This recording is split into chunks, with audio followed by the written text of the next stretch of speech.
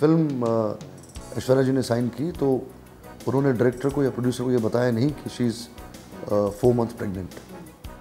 ये बहुत बड़ा शॉक था और मुझे लगता है कि बहुत ही अनप्रोफेशनल एटीट्यूड है एक ऐसी एक्ट्रेस का, एक ऐसे कलाकार का जो आइकन है हमारी फिल्म इंडस्ट्री की। हैरानगी की बात ये थी कि उसके बाद लगातार सामने से मीडिया अटैक शुरू हुआ प्रोड्यूसर और डायरेक्टर के ऊपर कि मैं बेचारी मैं विक्टिम हूँ, देखिए मुझे फिल्म से निकाला जा रहा है और मैं तो फिल्म करने को तैयार हूँ और मैं तो कह रही हूँ कि आप 2 महीने में इस फिल्म को कंप्लीट करो। तो मुझे लगता है वो चॉइस फिल्म बनाने का या कंप्लीट करने का वो डायरेक्टर का होना चाहिए। अगर आप 4 months प्रेग्नेंट हो और आपको पता ना हो तो ये बहुत सोचने वाली बात है। इस पर ज़्यादा मैं ना कमेंट ना करूं तो ज़्यादा बेटर है कि आपको नहीं पता हो, ऐसा तो हो नहीं सकता।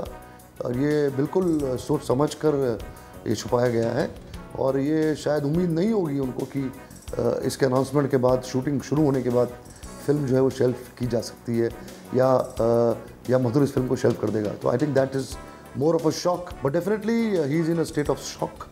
He is confined to his house. He's not meeting anyone.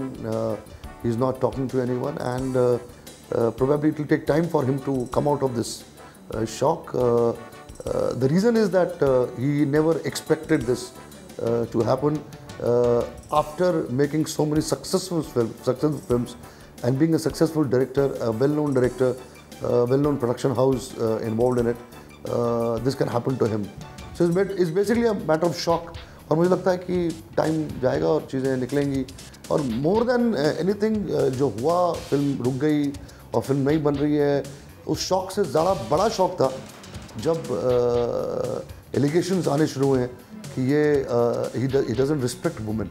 I think that allegation was much worse than she hiding to him and to the producer that she's pregnant. एक हीरोइन की ज़िंदगी पे फिल्म है, rise and fall of A heroine पे ये film है। तो ऐसा तो नहीं है ना कि मतलब जिसमें मुझे उस लड़की को सुंदर दिखना भी है, स्मार्ट भी दिखना है, पतला भी दिखना है, अच्छा भी दिखना है। ये कोई चैरिटी तो नहीं कर रहे हैं ना हम लोग, हम कोई होम वीडियो तो नहीं शूट कर रहे हैं जिसकी वजह से हम चलो चला लेंगे।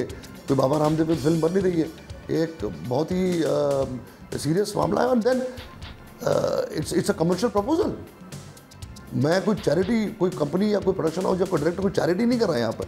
It's a professionally oriented profession. There is a pregnant pause into the entire project और वो तो फिर मधु डिसाइड करेगा, प्रोड्यूसर डिसाइड करेंगे।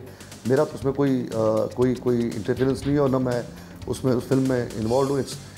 मैं इसलिए बोल रहा हूँ क्योंकि it's an industry related issue और ये concept wise it's a wrong thing which can happen to any director or any producer for that matter.